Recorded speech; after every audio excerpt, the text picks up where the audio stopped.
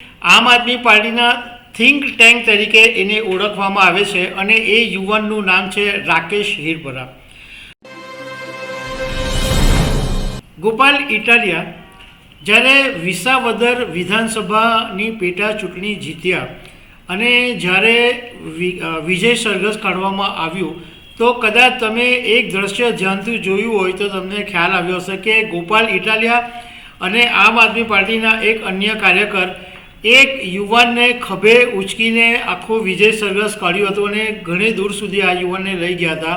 આ T shirt ઉપર એક તસવીર એવી હતી કે જે ચર્ચામાં હતી. હવે આ યુવક ચર્ચામાં આવી ગયો છે કારણ કે એવું માનવામાં આવે છે કે ગોપાલ ઇટાલિયાને ધારાસભ્ય બનાવવામાં પડદા પાછળનો ખેલ કરનાર આ યુવાન હતો અને ગાંધીનગરની વિધાનસભા સુધી પહોંચાડવામાં આ યુવાને બહુ જ મહેનત કરી છે પડદા પાછળ રહીને.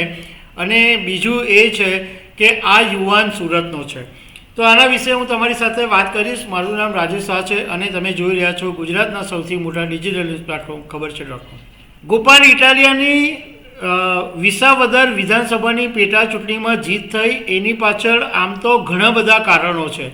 કોઈ એક કારણ ન હોઈ શકે, પરંતુ એક યુવાન છે એ બહુ જ ચર્ચામાં છે કારણ કે એવું માનવામાં આવે છે કે આ આમ આદમી પાર્ટીનો એને ચાણક્ય કહેવામાં આવે છે, યુવા ચાણક્ય.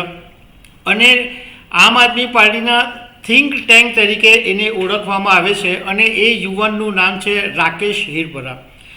રાકેશ હિરપરા સુરતના છે અને એમનો જન્મ 1989માં થયો.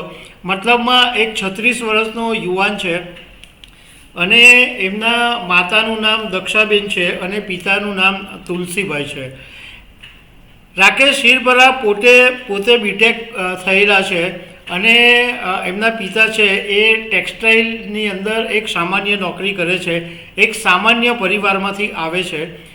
પરંતુ જ્યારે અન્ના હઝારેનું આંદોલન ચાલતું હતું અને જ્યારે આમ આદમી પાર્ટીનું જન્મ થયો ત્યારથી રાકેશ હિરપરા આ પાર્ટીની સાથે જોડાયેલા છે. અને ભરૂચ લોકસભા હોય, સુરત મહાનગરપાલિકાની ચૂંટણી હોય, ગાંધીનગર પાલિકાની ચૂંટણી હોય કે પછી 2012 પછીની દરેક દિલ્હી વિધાનસભાની ચૂંટણી હોય, એમાં આ રાકેશ હિરપરાનું પડદા પાછળથી મોટું યોગદાન રહ્યું છે. કારણ કે આ રાકેશ હિરપરા ક્યારેય ચિત્રમાં નથી આવતા, પણ જે ઉમેદવારો હોય એને જીતાડવામાં રાકેશ હિરપરાનો મોટો રોલ રહ્યો છે. જ્યારે ગોપાલ ઇટાલિયાને વિસાવદર વિધાનસભાની પેટા ચૂંટણીની તારીખ પહેલાં જ ઉમેદવાર જાહેર કરાયા, પરંતુ આ રાકેશ હિરપરા તો એનાથી પણ પહેલાં ફેબ્રુઆરી મહિનાથી વિસાવદરની અંદર ડેરો તંબો બાંધીને બેસી ગયા હતા.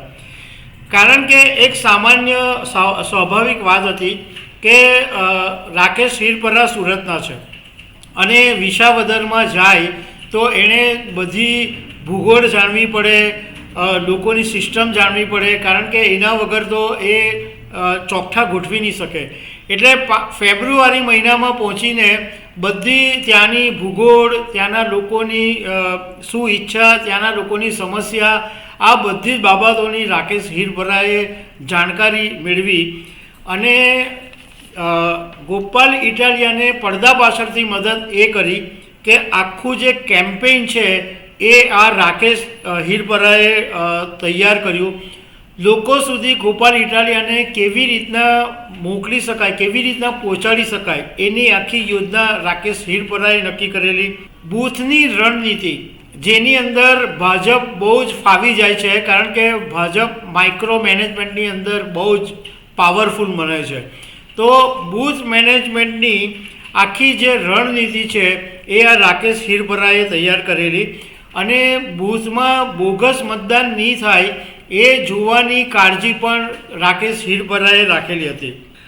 રાકેશ હિરપરા પોતે સુરત શિક્ષણ સમિતિના એક સભ્ય છે અને ક્રાંતિકારી ચહેરા તરીકે મનાય છે અને શિક્ષણની અંદર પણ એમનો ખાસો એવો રસ છે. તો દર્શક મિત્રો, આવી અનેક વાતો સાથે અમે તમને મળતા રહીશું. Thank you very much.